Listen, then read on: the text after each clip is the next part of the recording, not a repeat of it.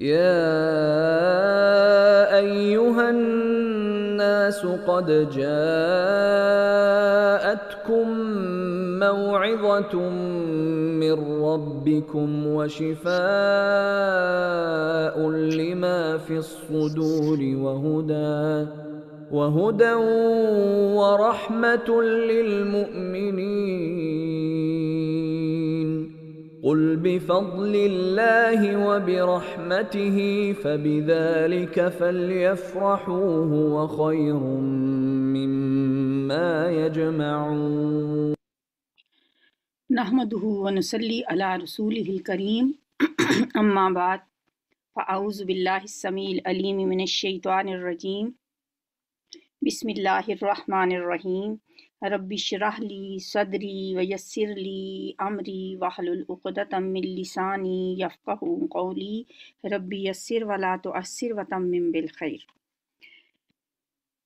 آج ہم الحمدللہ سورہ طٰہٰ شروع کریں گے، 1 سے 24 تک آیات اس کی پڑھنی ہے آج ہم نے۔ سورہ طٰہٰ جو ہے یہ قرآن پاک کی 20ویں سورت ہے۔ اس سورت کا زمانہ نزول تقریباً سورہ مریم کے زمانے کے قریب ہی ہے۔ نبی صلی اللہ علیہ وآلہ وسلم کی بعثت کے بعد 5-6 ہجری میں نبوی میں یہ سورت تقریباً اس کا یہ زمانہ ہے۔ ہجرت حبشہ کے زمانے میں یا اس کے کچھ بعد نازل ہوئی۔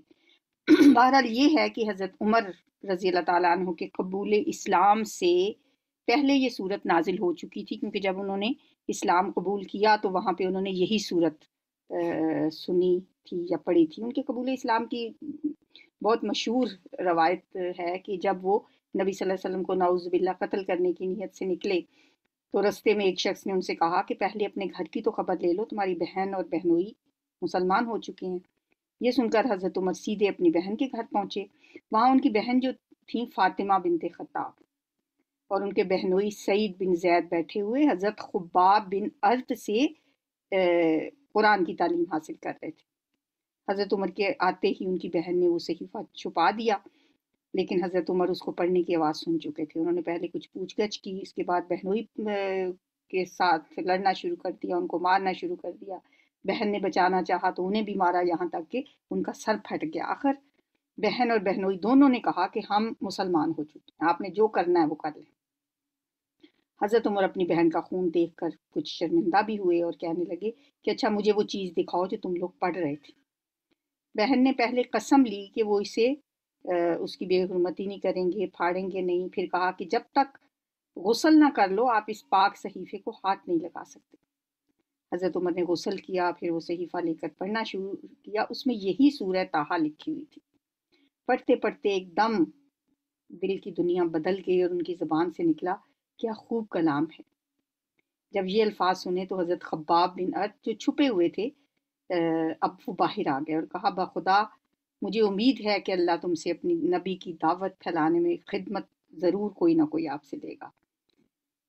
حضرت خباب فرماتے ہیں کہ میں نے کل ہی نبی صلی اللہ علیہ وسلم کو یہ فرماتے ہوئے سنا ہے کہ یا اللہ ابو الحکم بن حشام جو ابو جہل ہیں یا عمر بن خطاب دونوں میں سے کسی کو اسلام کا حامی بنا دے۔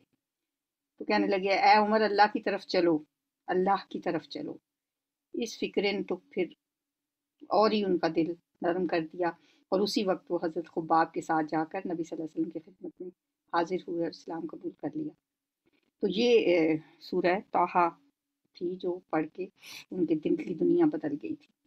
سورت کا آغاز اس کا ایسے ہوتا ہے کہ اے محمد صلی اللہ علیہ وسلم یہ قرآن آپ پر کچھ اس لیے نازل نہیں کیا گیا کہ خام خواہ تم ایک مصیبت میں ڈال دیے جاؤ، یعنی مشقت میں ڈال دیے جاؤ، بلکہ یہ تو بس ایک نصیحت ہے اور یاد دہانی ہے۔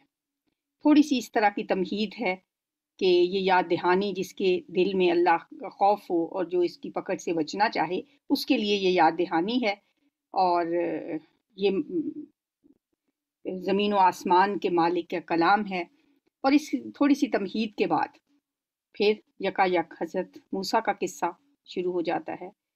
تو بظاہر یہ قصے کی شکل میں بیان ہوا ہے، وقت کے حالات کی طرف اس میں کوئی اشارہ نہیں، مگر جس ماحول میں یہ قصہ سنایا گیا ہے اس کے حالات سے مل جل کر یہ اہل مکہ سے کچھ اور باتیں کرتا نظر آتا. یعنی اہل مکہ کے حالات اس وقت کے جو تھے، نبی صلی اللہ علیہ وآلہ وسلم کے ساتھ جو کچھ اس وقت ہو رہا تھا، اللہ تعالیٰ یہ قصہ سنا کر ان دونوں میں دیکھیں کہ اللہ نے ایک تو یہ بات بتانا تھی کہ اللہ جب بھی کسی کو نبوت عطا کرتا ہے تو اس کے لیے ضروری نہیں ہوتا کہ کوئی اعلان کیا جائے کہ آج سے ہم نے فلاں شخص کو نبی مقرر کر دیا ہے.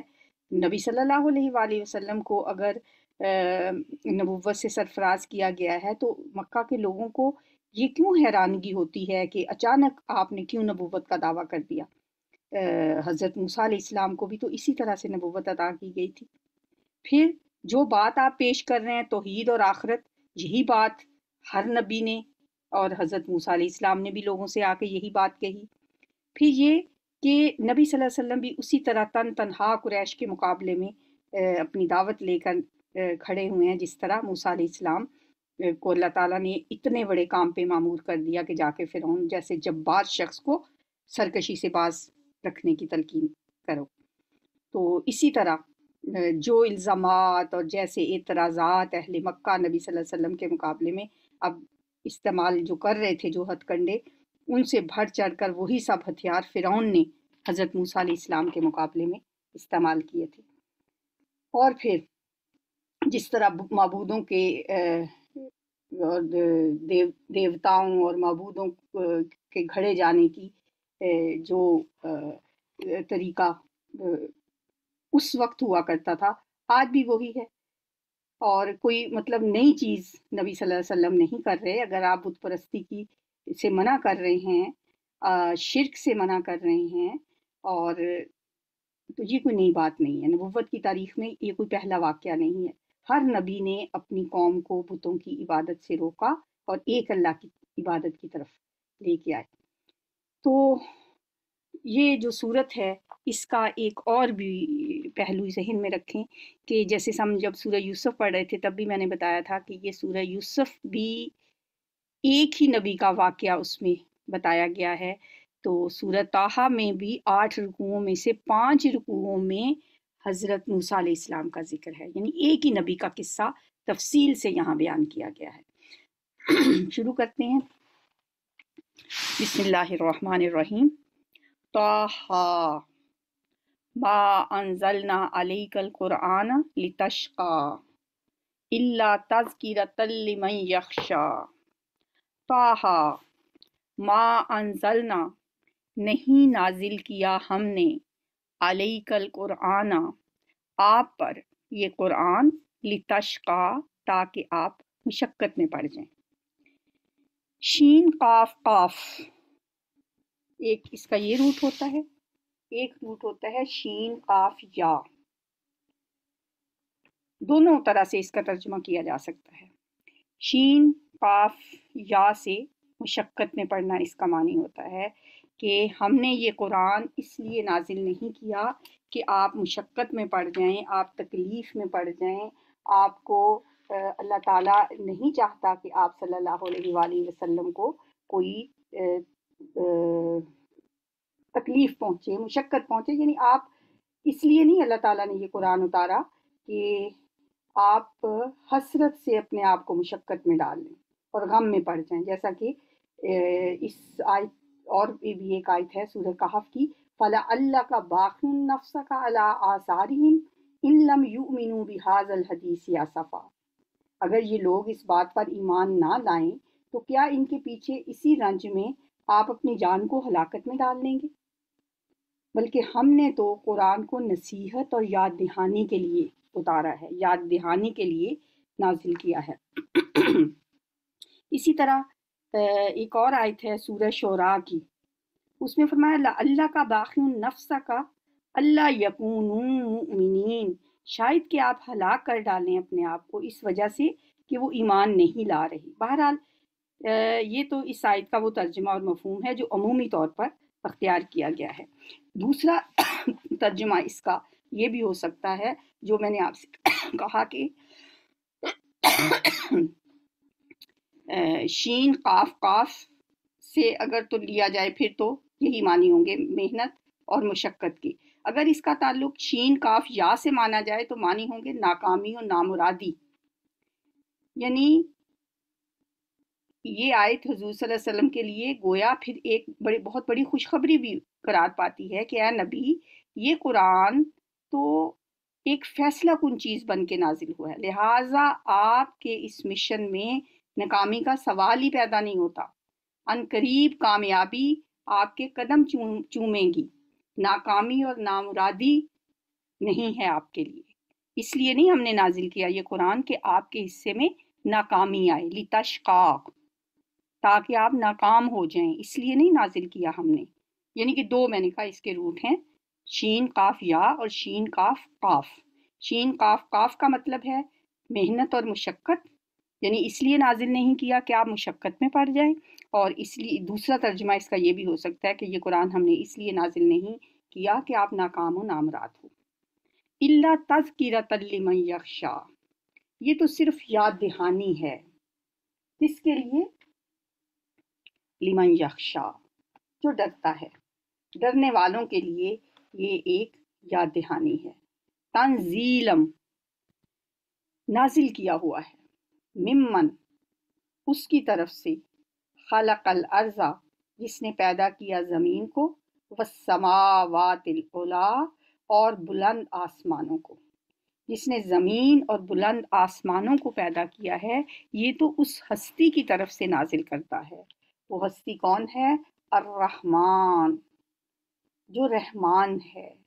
रहमान का जो लफ्ज़ है ना, राहा मीम के रूट से ही रहीम भी बनता है, रहमान भी बनता है, लेकिन अर्रहमान के अंदर जो रहम है, जो अल्लाह की रहमत है, वो ऐसी ही है कि जैसे कोई ठाठे मारता हुआ रहमत का समंदर हो। मुबालगे का सीगा है, बहुत ज़्यादा रहम करने वाला, बहुत ही ज़्यादा रहीम, बग़ैर किसी हद बंदी और कैफियत बयान करने के, जिस तरह के उसकी शान के लायक है, वो ज़ात है अलल अर्श इस्तवा, वो अर्श के ऊपर मुस्तवी है, जिसने अर्श पर करार पकड़ा है। कैसे, किस तरह से, ये कैफियत हम नहीं जान सकते, ये हमें मालूम नहीं है, ये गैब की खबरें हैं। ये कोई भी नहीं जानता कि अल्लाह किस तरह से अर्श के ऊपर मुस्तवी है। बस हम इतना जानते हैं कि वो रहमान है, बहुत ज़्यादा रहम करने वाला है, वो अर्श पे मुस्तवी है। लहू मा फिस समावाति व मा फिल अर्ज़, उसी का है जो कुछ आसमानों में है और जो कुछ ज़मीन में है। वमा, और जो बैनहुमा, उन दोनों के दरमियान है। ज़मीन और आसमान में जो कुछ भी है और उन दोनों के दरमियान जो कुछ है। वमा तहत सरा, और जो उस के नीचे है। तहत सरा यानी गीली मिट्टी के नीचे है, कहते हैं ना नीचों से नीचे, असफल साफिलीन। गीली मिट्टी मीन्स कि मिट्टी को अगर हम कभी शुरू करें ना मिट्टी खोदना, तो नीचे से पहले खुश्क मिट्टी निकलती है, फिर आहिस्ता आहिस्ता नीचे गीली गीली गीली आते आते आखिर पानी निकल आता है। तो जो गीली मिट्टी के नीचे है, सब कुछ उसकी मलकियत में है, ऊपर नीचे दरमियान में और ज़मीन के भी नीचे, सब कुछ अल्लाह का है। सरा के मानी क्या हुए फिर? असफल साफिलीन, यानी ज़मीन का सबसे निचला हिस्सा। इन तजहर, और अगर आप बुलंद करें, जहरा, जहरी नमाजें जैसी होती हैं ना, ऊंची आवाज़ से जिसमें तिलावत की जाती है, कौन सी होती हैं वो? जो अंधेरे में पढ़ी जाती है। फजर की नमाज में तिलावत ऊंची की जाती है, मगरिब भी दिन की रोशनी ख़त्म होने हो जाती है, वो भी जहरी नमाज होती है, और इशा भी जहरी नमाज होती है। 3 नमाजों में तिलावत ऊंची आवाज़ से की जाती है। और अगर आप ऊंची आवाज़ करें, बुलंद करें, बिल कौली, बात को, फ़इन्नहु, तो बेशक वो, यालमु वो जानता है, अस्सिर्रा पोशीदा, व अख्फा और मख्फी बात को। सिर्री नमाजें भी वो होती हैं जो जिनमें तिलावत आहिस्ता आवाज़ से की जाती है, जैसे ज़ोहर और असर। तो इसी से ये लफ्ज़ याद रख लें, सिर्रा और तजहर। और अख्फा तो खुफिया का लफ्ज़ उर्दू में आम इस्तेमाल होता है, मख्फी बात को यानी वो सब बातों को जानता है जो चाहे आप ऊंची आवाज़ से बात करें। जैसे उस वक्त के जो हालात थे, अहले मक्का कितना अजियतें देते थे मुसलमानों को, सताया जाता था, तंग किया जाता था। तो अपने इस जुल्म की दास्तान आप किसी को सुनाएं तो भी वो जानता है, और ना सुनाएं वो तो खुफिया और छुपी हुई बातों को भी जानता है। फ़इन्नहु यालमु सिर्रा व अख्फा, बेशक वो जानता है पोशीदा तर चीज़ को भी और छुपी हुई चीज़ को भी और खुफिया चीज़ को भी, पोशीदा और खुफिया दोनों चीज़ों को। और अगर आप ऊंची आवाज़ से बात करें तो उसको भी वो जानता है। अल्लाहु ला इलाहा अल्लाह वो ज़ात है, वो हस्ती है। ला इलाहा नहीं कोई इलाह, इल्ला मगर हुआ वही, वही अल्लाह है जिसके सिवा कोई माबूद नहीं। लहुल अस्माउल हुस्ना, उसके अच्छे अच्छे नाम हैं। अस्माउल हुस्ना, अल्लाह के 99 नाम तो वो हैं जो हम सब को आते ही हैं तकरीबन, लेकिन इससे भी थोड़े ज़्यादा हैं, और भी अल्लाह के नाम हैं। एक जगह पे आता है उसके अच्छे अच्छे नाम हैं, उसे पुकारो, उसे बुलाओ उसके उन अच्छे अच्छे नामों के साथ। माबूद भी वही है, और हर नाम उसका एक सिफ्त है उसकी, और वो इन सिफात से मुत्तसिफ है। बेहतरीन नाम भी उसी के हैं जिनसे उसको पुकारा जाता है। ना उसके अलावा कोई माबूद है, और ना ही उसके से किसी और के अस्माए हुस्ना हैं। उसी की सही मार्फत हासिल करके उसी से हमें डरना चाहिए, उसी से मोहब्बत रखनी चाहिए, उसी पे ईमान लाना चाहिए, उसी की बात माननी चाहिए, और उसी की बारगाह में इंसान को गिड़गड़ाना चाहिए और उसी से मांगना चाहिए। उसके अच्छे अच्छे नाम हैं, उसे उनके नामों के साथ पुकारा करें। सिर्फ दुआ मांगते हुए इंसान एक ही नाम अल्लाह का लेने की बजाय सारे नाम बारी बारी लेने चाहिए। बाज़ नामों में बड़ी तासीर होती है, जैसे अरहमर राहिमीन, ए रहम करने वालों में सबसे बढ़ के रहम करने वाले। कहा जाता है इस नाम के साथ भी दुआ कबूल होती है। या हय्यु या क़य्यूम, इन्हीं में से अल्लाह का कोई इस्म आज़म भी है। बाज़ कहते हैं सूरह तौबा की आखिरी आयत में है। मतलब जितने भी नाम अल्लाह के हैं, हमें दुआ मांगते हुए उसके मुख्तलिफ नामों को बदल बदल के पुकारना चाहिए। या हय्यू या क़य्यूम, या ज़ल अर्शिल मजीद, या फ़आलुल लिमा तुरीद, या रहीम, या करीम, या रहमान। तो बदल बदल के उसके नामों से उसको पुकारना चाहिए। वहल अता का हदीस मूसा, तुझे मूसा का किस्सा मालूम है? क्या आई है आपके पास खबर मूसा की? मूसा अलैहिस्सलाम की बात का आपको पता है? अब यहाँ से हज़रत मूसा अलैहिस्सलाम का वाक़या शुरू हो जाता है। हज़रत मूसा अलैहिस्सलाम जिस वक्त मदियन में कुछ साल गुजारने के बाद वापस जा रहे थे अपनी बीवी को लेकर, मदियन ही में उनकी शादी हुई थी और हो सकता है कुछ बच्चे भी साथ हों, मिस्र की तरफ वापस जा रहे थे। तो इससे पहले का जो वाक़या है ये सूरह क़सस में बयान हुआ है, जिसका खुलासा बस ये है कि जब हज़रत मूसा अलैहिस्सलाम के हाथों एक मिस्री हलाक हो गया था और उस पर उन्हें अपनी गिरफ्तारी का ख़तरा लाहक हुआ, तो वो मिस्र से भागकर मदियन में चले गए। अब मदियन से जब वो वापस आ रहे हैं तो अब रस्ते में वहल अता का हदीस मूसा, और क्या आई है आपके पास खबर मूसा अलैहिस्सलाम की, बात मूसा अलैहिस्सलाम की। हदीस का मतलब बात यहाँ पे।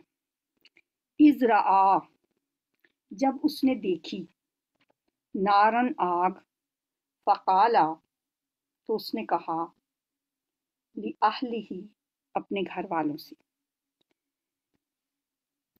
इमकुसू तुम ठहरो। अब ये जमा का सीगा है, अगर सिर्फ बीवी होती तो यहाँ पे सिर्फ मुन्नस का सीगा होना चाहिए था। कहते हैं हो सकता है उनके साथ उनका कोई गुलाम मुलाजिम हो या बच्चे हों, तो इसलिए जमा का सीगा है। ठहरो, इन्नी बेशक मैंने आनस्तु, मैंने देखी है नारन आग, लअल्ली शायद मैं आतीकुम ले आऊं तुम्हारे पास, मिनहा उसमें से, बिकाबासिन कोई अंगारा, औ आजिदू या मैं पाऊं, अलन नारी आग पर, हुदन कोई रहनुमाई। यानी मुझे हो सकता है सर्दी का मौसम होगा ही सर्दी का, जाहिर है। वो जो कह रहे हैं कि मैं अंगारा ले आऊं, और एक जगह पे आता है कि ताकि तुम उससे हरारत हासिल करो, उससे सेको, तो सर्दी का मौसम था। और दूसरी बात उन्होंने एक तो ये कही कि हो सकता है मैं कोई अंगारा लाऊं और हम लोग कुछ लकड़ियां इकट्ठी करके आग जला लें और हरारत हासिल करें। और दूसरी उन्होंने जो वजह बताई वो ये कि हो सकता है कि हमें कोई रहनुमाई मिल जाए, रास्ते की निशानदेही हो जाए, क्योंकि रात का वक्त था और रास्ते का भी कोई नहीं इतना उनको अंदाज़ा होगा। इसलिए उन्होंने कहा कि मुझे वो दूर कहीं आग जलती हुई नज़र आ रही है, तो मैं वहाँ जाता हूँ, वहाँ से कोई अंगारा शायद ले आऊँ और शायद मुझे वहाँ से कोई रास्ते का भी अता पता चल जाए। फलम्मा फिर जब, अताहा वो आए उसके पास, हा की ज़मीर आग के लिए है, जब वो उस आग के पास आए, नू दिया आवाज़ दी गई, पुकारा गया, या मूसा ए मूसा। अब जब आग के पास पहुंचे तो वहां पे एक आवाज आती है। आवाज क्या है? एक दरख्त है, एक दरख्त से आवाज आई। क्या आवाज आई? या मूसा ए मूसा, इन्नी अना रब्बुका, बेशक मैं तेरा रब हूँ। इन्नी बेशक मैं, अना रब्बुका मैं तेरा रब हूँ। फखला पस तू उतार दे, ना लई का अपने जूते। नालैन जूतों को कहते हैं, दोनों जूतों को, नबी सल्लल्लाहु अलैहि वसल्लम के जूतों के बारे में आता है नालैन मुबारक। ना अलई का अपने दोनों जूते उतार दे, इन्ना का बेशक तू, बिल वादिल मुक़द्दसी तोवा की मुक़द्दस वादी में है। ए मूसा मैं तेरा रब हूँ, इन्नी अना रब्बुका, फखला ना अलई का तू अपनी दोनों जूतियां उतार दे, क्योंकि तू पाक मैदान तोवा में है। जूतियां उतारने का हुक्म इसलिए दिया कि जाहिर है इसमें तवाज़ो का इजहार होता है। बाज़ कहते हैं कि शायद उनके जूते किसी ऐसे गधे की खाल के बने हुए थे जिसको दागा नहीं गया था। बहरहाल इस बात में कोई ऐसी कोई वो नहीं है, मतलब इसकी कोई दलील नहीं है। और ये जो जूते उतारने वाली बात है ना, यहूदियों ने इसी से ली है कि नमाज के वक्त जूते लाजमी उतारने चाहिए। लेकिन नबी सल्लल्लाहु अलैहि वसल्लम ने फरमाया, क्योंकि मस्जिद नबवी में उस वक्त ना तो कुछ बिछा हुआ होता था, ना कोई चटाई होती थी, बल्कि कंकर होते थे। तो आप सल्लल्लाहु अलैहि वसल्लम ने फरमाया था कि जूते पहने पहने आप नमाज पढ़ सकते हैं। हाँ, ये मेक श्योर कर लिया करें कि जहाँ आप चल के आए हैं तो आप के जूतों के नीचे कोई गंदगी ना लगी हो, तो उसको मिट्टी के ऊपर ही रगड़ के साफ कर लिया करें। और जूते पहने पहने अगर गर्म ज़मीन है तो नमाज पढ़ सकते हैं। लेकिन आजकल की जो मस्जिदें हैं उनमें हम इस रूल को अप्लाई नहीं कर सकते, जहाँ पे कारपेट्स बिछे हुए होते हैं। हम कहेंगे जी अब हम सारे चलते हुए आए हैं तो जूतों समेत अंदर चले जाएं। हाँ, ऐसा है कभी नमाज जनाजा जैसे पढ़ी जा रही हो बाहर खड़े होके, तो अगर आपके जूते साफ हैं तो आप उसमें पढ़ सकते हैं। इन्ना का बिल वादिल मुक़द्दसी तोवा, बेशक तू तोवा की मुक़द्दस वादी में है। तोवा वादी का नाम है, और उस जहाँ पे उस वक्त मूसा अलैहिस्सलाम थे। व अनख्तरतुका, और मैंने चुन लिया है तुझे, फस्तमी, पस गौर से सुन, लिमा यूहा, इस बात को जो तेरी तरफ वही की जाती है। ऐ मूसा, मैंने तुझे मुंतखब कर लिया है नबुव्वत के लिए, वही के लिए। अब जो वही की जाए उसे कान लगा के सुनो। हम कलामी के लिए, रसालत के लिए, नबुव्वत के लिए मैंने तुझे चुन लिया है। बस तुम गौर से सुनो। इस्तमा कहते हैं तवज्जो से सुनना, गौर से सुनना, कान लगा के सुनना। इन्ननी अन्नल्लाह, बेशक मैं हूँ अल्लाह। इन्ननी, बेशक मैं, अनल्लाह, मैं ही अल्लाह हूँ। ला इलाहा इल्ला अना, नहीं कोई माबूद मगर मैं। इस तरह से अल्लाह ताला ने ये कह के कुरान में मेरा ख्याल है एक ही जगह पे है जहाँ पे अल्लाह ताला ने इस तरह से खिताब किया है कि बेशक मैं ही अल्लाह हूँ, ला इलाहा, नहीं कोई माबूद, इल्ला अना, अनानियत कुबरा है ये, अल्लाह मैं ही हूँ और कोई इला नहीं, इल्ला अना, मगर मैं ही। फ़अबुदनी, बस तुम मेरी इबादत करो। और अल्लाह की इबादत ही तो है जिसके लिए अल्लाह ने इंसानों को पैदा किया। वमा खलक़तल जिन्न वल इंस इल्ला लियअबुदून, जिन्नो इंस की तख्लीक ही इबादत के लिए हुई है। मूसा अलैहिस्सलाम से अल्लाह ताला क्या फरमा रहे हैं? फ़अबुदनी, मेरी इबादत करो, व अक़िमिस सलाता लिज़िक्री, और नमाज कायम करो मेरी याद के लिए, मेरे जिक्र के लिए, मेरे जिक्र के लिए नमाज कायम करो। अब इबादत के बाद खुसूसी तौर पे नमाज का हुक्म, हालांकि इबादत में नमाज भी शामिल थी, लेकिन ये दोबारा से नमाज का क्यों कहा? ताकि उसकी अहमियत वाज़ेह हो जाए।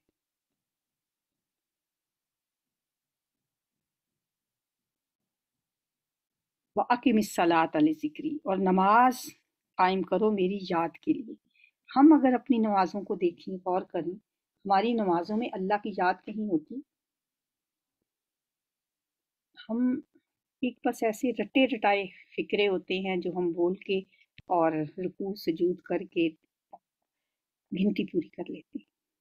ये जो आयत है ना, इसको नमाज से पहले एक दफ़ा ज़रूर हमें दोहरा लेना चाहिए कि नमाज हम क्यों पढ़ने लगे हैं। अल्लाह ने क्यों कहा है कि मेरी नमाज पढ़ो, अकीम सलात, नमाज पढ़ो। क्यों पढ़ो भाई? लिज़िक्री, मेरी याद के लिए। सबसे बड़ा जिक्र नमाज ही है। कुरान में जगह जगह अल्लाह के जिक्र का हमें मिलता है कि अल्लाह का जिक्र करो, खड़े और बैठे और लेटे, हर हाल में अल्लाह ताला का जिक्र करो। उज़्कुरुल्लाह क़ियामन व क़ुऊदन व अला जुनूबिहिम। तो नमाज भी जिक्र है, याद है अल्लाह की। तो अगर नमाज पढ़ के भी हमें अल्लाह याद नहीं आता, फिर हमारी नमाज कैसी नमाज है? इसलिए जब भी हम नमाज शुरू करें तो ये आयत दोहरा लिया करें कि हमने नमाज क्यों पढ़नी है। अल्लाह ने कहा है अक़िमिस सलात लिज़िक्री, नमाज मेरी याद के लिए। इन्न साता आतियतुन, बेशक क़यामत आने वाली है। अब तौहीद के बाद दूसरा तज़किरा आखिरत का, क्योंकि यही दोनों चीज़ें हम देखते हैं कि मक्की ज़िंदगी में नबी सल्लल्लाहु अलैहि वसल्लम की दावत में बुनियादी चीज़ें यही थी। क़यामत यकीनन आने वाली है। अकाद उख्फीहा, करीब है कि मैं छुपाऊं इसे। उख्फीहा, वैसे खुफिया रखूं। क्यों? लितुजज़ा, ताकि बदला दिया जाए, कुल्लु नफ्सिन, हर जान को, बिमा तसआ, इसका जो वो जान कोशिश करती है। क़यामत के दिन को पोशीदा रखना क्यों ज़रूरी समझा अल्लाह ताला? क्यों नहीं बताया कि क़यामत कब आएगी? क्यों नहीं इंसानों को बताया गया कि वो कब मरेंगे? ज़ाहिर है जो क़यामत तो हर शख्स अपनी ज़िंदगी में तो नहीं देखेगा, लेकिन जो शख्स दुनिया से चला जाता है उसके लिए तो उसी वक्त क़यामत ही क़यामत है। अल्लाह ने موت کا وقت بھی اور قیامت کا وقت بھی، یہ دونوں مخفی رکھے ہیں۔ کیوں مخفی رکھے ہیں؟ کہ لِتُجْزَىٰ كُلُّ نَفْسٍ، تاکہ بدلہ دیا جائے ہر جان کو اس کا جو وہ کوشش کرتی ہے، یعنی انسان اس کے لیے کوشش کرتا رہے۔ اگر پتہ ہو کہ بس ابھی تو بہت بڑا ٹائم پڑا ہے، پھر انسان اس طریقے سے اس کے لیے محنت اور کوشش نہیں کرتا۔ اللہ نے اس لیے امتحان کے لیے، کیونکہ یہ ایک ٹیسٹ ہے، اس کو خفیہ رکھا گیا ہے۔ فرمایا میں نے اسے چھپایا اس لیے تاکہ ہر نفس کو اس کے کیے کا اس سے بدلہ دیا جائے۔ فَلَا يَصُدَّنَّكَ عَنْهَا، پس ہرگز نہ روکے آپ کو، انہا اس سے، من وہ شخص جو لا یؤمن نہیں ایمان لاتا، بہا اس پر، واتبع اور اس نے پیروی کی، ہواہ اپنی خواہش کی، فتردہ پھر وہ ہلاک ہو جائے۔ یعنی آپ کو کوئی ایسا شخص نہ روکے جو آخرت پر ایمان نہیں رکھتا اور وہ پیروی کرتا ہے اپنی خواہشات کی۔ آپ کسی ایسے شخص کے پیچھے نہ لگ جائیں، آپ کسی ایسے شخص کی اتباع نہ کرنے لگ جائیں جو کہ آخرت پہ ایمان نہیں رکھتا۔ اس سے مراد نماز بھی ہو سکتی ہے، ہاں کی ضمیر نماز کے لیے بھی ہو سکتی ہے اور آخرت کے لیے بھی ہو سکتی ہے۔ اور ہرگز نہ روکے آپ کو اس سے، ہاں یہ جو ہے نا اس سے یعنی نماز سے، اور اگر اس سے یہ ہاں سے مراد نماز لیا جائے اور اگر اس سے آخرت لی جائے تو پھر اس سے مراد قیامت ہے۔ ایسا شخص جو نہیں ایمان لاتا اس پر اور وہ اپنی خواہش کی پیروی کرتا ہے، پھر تو ہلاک ہو جائے گا اگر آپ نے کسی ایسے شخص کی پیروی کی۔ وَمَا تِلْكَ بِيَمِينِكَ يَا مُوسیٰ، اور تیرے دائیں ہاتھ میں کیا ہے اے موسیٰ؟ اب اللہ تعالیٰ یہ ساری باتیں کرنے کے بعد اگلا سوال موسیٰ علیہ السلام سے کیا پوچھتے ہیں کہ تمہارے دائیں ہاتھ میں کیا ہے؟ موسیٰ علیہ السلام ظاہر ہے ان کے ہاتھ میں وہ عصا تھا جو لاٹھی ان کے پاس تھی۔ قَالَ ہِیَ عَصَایَ، کہنے لگے یہ میری لاٹھی ہے، یہ میرا عصا ہے۔ اب جواب تو اتنا ہی کافی تھا، پوچھا گیا تمہارے دائیں ہاتھ میں کیا ہے، وہ آگے سے کہہ دیتے یہ میرا عصا ہے۔ کہنے لگے اتوکأ علیہا، میں ٹیک لگاتا ہوں اس پر، واخش اور میں پتے جھاڑتا ہوں، بہا اس کے ساتھ، علی غنمی اپنی بکریوں پر، ولی فیہا اور میرے لیے اس میں معارب اخرى اور بھی بہت سے فائدے ہیں، اور بھی بہت سے میں کام لیتا ہوں۔ اب یہ سوال تو ایک تھا، جواب بھی ایک ہی لفظ میں بنتا تھا، لیکن لمبا جواب دیا کہ تاکہ اللہ کے ساتھ بات کرنے کا موقع ملے ان کو، بات لمبی کرنے کے لیے۔ قال القیھا، فرمایا اس کو ڈال دو، پھینک دو، یا موسیٰ اے موسیٰ۔ فالقاھا، تو انہوں نے اسے پھینک دیا، فاذا ہی حیۃ، تو اچانک وہ سانپ تھا، تسعیٰ دوڑتا ہوا۔ قال خذھا، فرمایا پکڑ لے اس کو، ولا تخف اور نہ تو ڈر، سنعیدھا عن قریب ہم لوٹا دیں گے اس کو، سیرتھا الاولی اس کی پہلی حالت میں، ڈرو نہیں ہم اس کو اس کی پہلی حالت میں لوٹا دیں گے۔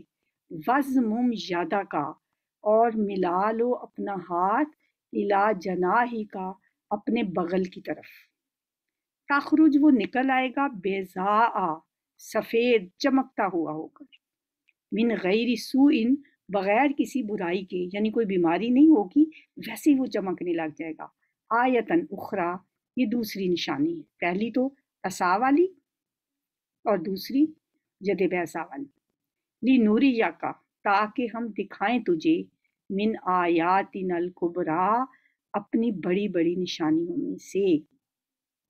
اذهب الی فرعون، اب یہ دونوں نشانیاں دے کر فرمایا اذهب جاؤ، الی فرعون فرعون کی طرف، انہ طغی بے شک وہ بہت سرکش ہو گیا ہے۔ اب یہ نشانیاں لے کے فرعون کی طرف جاؤ، وہ بہت سرکش ہو گیا ہے۔ یہ قصہ چلتا رہے گا، انشاءاللہ کل ہم اس کو آگے کنٹینیو کریں گے۔ تلاوت سنتے ہیں۔ بسم اللہ الرحمن الرحیم، طه ما أنزلنا عليك القرآن لتشقى إلا تذكرة لمن يخشى تنزيلا ممن خلق الأرض والسماوات العلى الرحمن على العرش استوى له ما في السماوات وما في الأرض وما بينهما وما تحت الثرى وإن تجهر بالقول فإنه يعلم السر وأخفى الله لا إله إلا هو له الأسماء الحسنى وهل أتاك حديث موسى إذ رأى نارا فقال لأهلهم كثوا إني آنست نارا لعلي آتيكم